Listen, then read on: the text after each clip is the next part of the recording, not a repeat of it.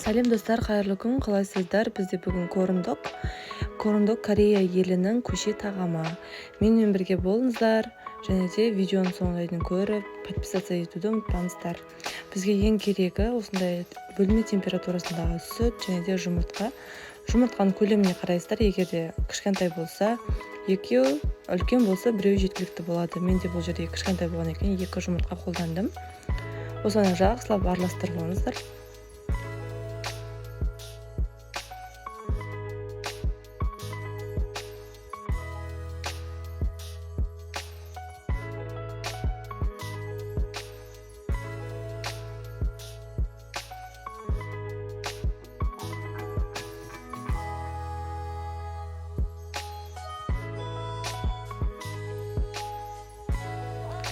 Енді қопсытқыш қосамыз. Қопсытқыш 1 және 1,5 кішкентай қасықпен салсаңыздар жеткілікті.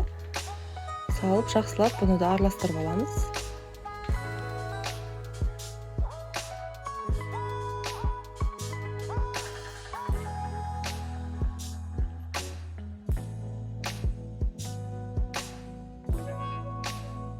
Енді үстінен жарты шай қасық тұз салыңыздар.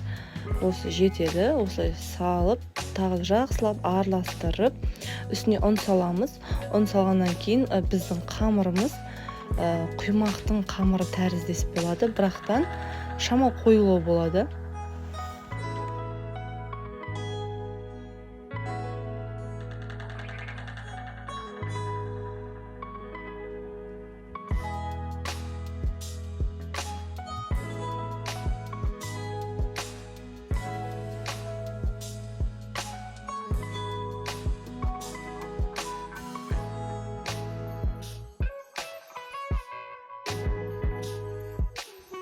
Қараңыздар, осындай міне әдемі, қою да емес, сұйық та емес қамыр шықты. Қамырларымыз міндетті түрде осындай консистенция болсын. Себебі сұйық болса да, қою болса да, білесіздер, сосисканы батырған кезде шамалы қиындық тудыруы мүмкін.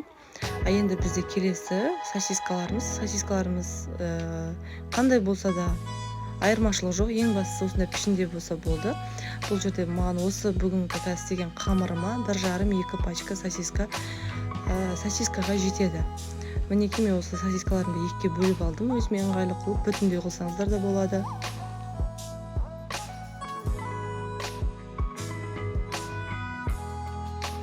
Енді керегі бізде панировочный сухари, яғни бұл сухари міндетті емес, әдемілік үшін, сән үшін істесеңіздер болады. Мен әдемілік, сән үшін істеп жатырмын.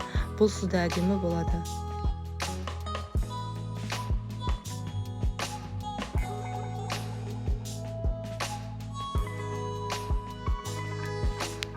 Қамырымызды осындай шұңғылдау ыдысқа құйып алғандарыңыз дұрыс. Себебі қазір сосискаларымызды батырған кезде ыңғайлы болу үшін. Мен осындай бокалға құйдым. Ыдысым осындай болды, өзіме ыңғайлы болды осы ыдыс.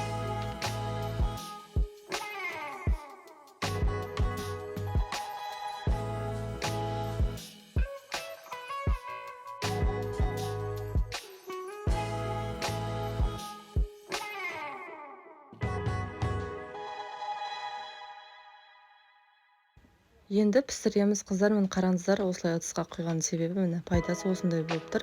Өте ыңғайлы. Осылай бірінші қамырға батырып аламыз. Келесі панировочный сухариге батырамыз.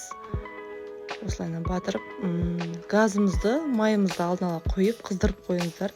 Бірінші, екіншіге ғана қыздырсаңыздар жеткілікті. Одан кейінгісінде уже газдың астын басып қойыңыздар, себебі қызып кеткеннен кейін бұл тез піседі, сол себепті майларыңыз қарайып кетуі мүмкін.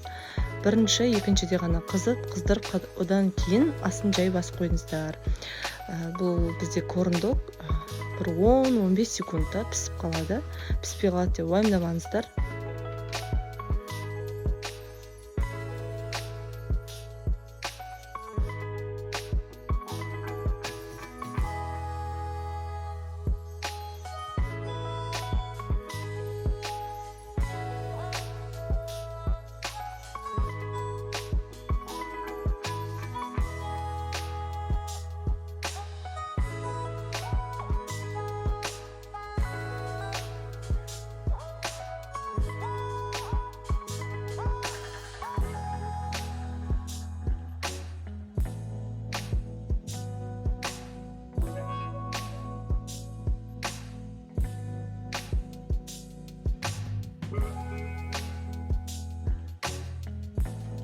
Бізде корындық дайын. Мінекей қараңыздар, өте әдемі, өте дәмді.